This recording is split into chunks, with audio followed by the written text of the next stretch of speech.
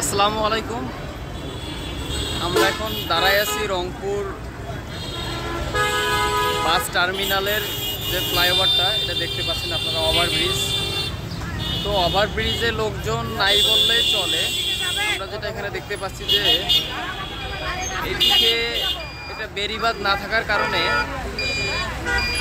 মানুষ দেখেন যে রাস্তা দিয়ে ওই ঝুঁকি নিয়ে রাস্তা পারাপার হচ্ছে।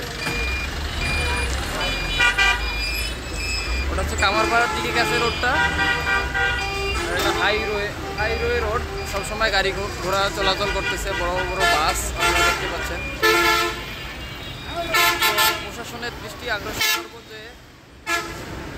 যে মাঝে যে ব্যারিকেডটা থাকার কথা, লোহার ব্যারিকেড, ওটা যেন দেওয়া হয়। দিলে দেখা যাবে মানুষ আর এই পথটা ইউজ করতে পারবে না। অবশ্যই এই ফ্লাইওভারটা ইউজ করা লাগবে মানুষকে। অনেক ঝুঁকির মধ্যে মানুষজন পারাপার হচ্ছে, সব সময় গাড়ি চলাচল করতেছে। এর মধ্যে মানুষ ফ্লাইওভার বাদ দিয়ে এই রাস্তা দিয়ে পারাপার হচ্ছে। ওই দেখেন মানুষ আসতেছে।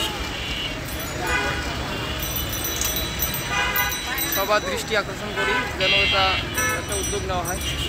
আসসালামু আলাইকুম।